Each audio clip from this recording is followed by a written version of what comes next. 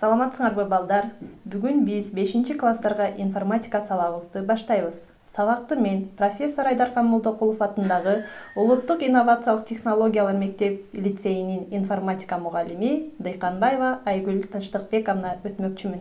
Сабагыбыздын темасы текст информацияны берүү формасы катары. Бул сабакта биз тексттик информацияны алып жүрүүчүлөр, тексттик документтер жана объектилери жөнүндө маалымат алмакчыбыз. Текст бул бастырылган, жазылган же озеки формадагы ар кандай сөз түрүндөгү айтылыш.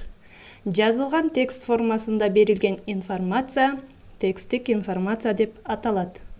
Ар кандай жазуу тексти бул символдордун белгилүү ыраттуулугу. Текстте жок дегенде бир эле символду алмаштыруу же кайра коюу анын маанисин өзгөртүп коет.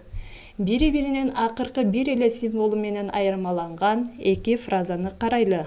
Бизге ким келди деп суроо белгисин койсок, суроо иретинде кайрылып жатканды билебиз. Ал эми ушул эле сөзгө илеп белгисин койсок, бул адамдын ички сезимин жана эмоциясын билдирип жатат. Тексттик информацияны алып жүрүүчүлөр. Адам баласы миңдеген жылдар бою эле информацияны жазып келишкен. Алар таш, чопо, жыгач, папирус, пергамент жана кагазга.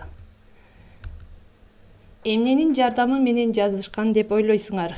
Албетте, куч таш, сөөк таяк, куштун канаты, куштун канатынан жасалган калем, авторучка. 19-кылымдын аягынан баштап жазуучу машинка колдонула баштаган. Жазуунун жазгандыгы өзгөрүп келген. Бирок эң башкы нерсе өзгөргөн жок. Ал текстке өзгөртүү киргизүү үчүн аны кайрадан жазып чыгуу керек болгон. Бул абдан узак жана көп эмгек талап кылган процесс. Компьютердин пайда болушу жазуу технологиясын түп тамырынан бери өзгөрттү.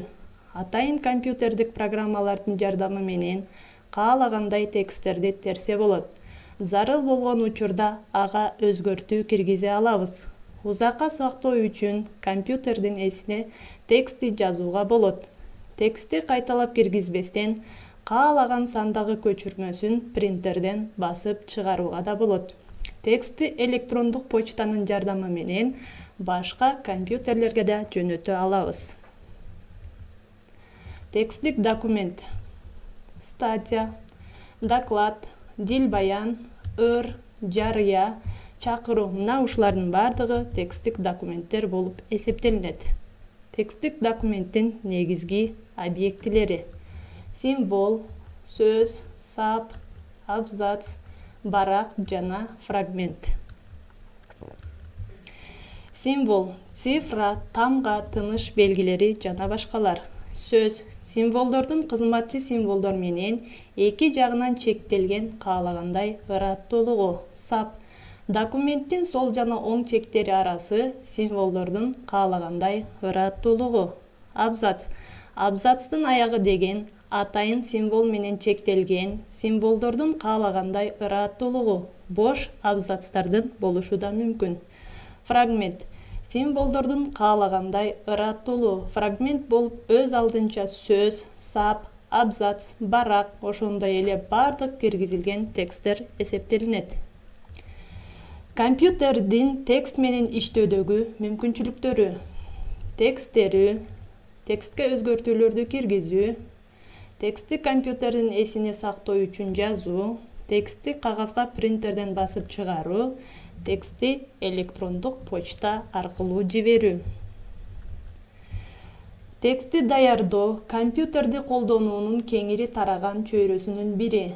Ар бир компьютерде тексттерди түзүү үчүн арналган атайын программа, тексттик редакторлор орнотулган. Силер блокнот тексттик редактору менен таанышкансыңар. Анын жардамы менен тамгалардан, тыныш белгилерден жана атайын символдордон турган жөнөкөй тексттерди түзүүгө болоорун үйрөнгөнбүз.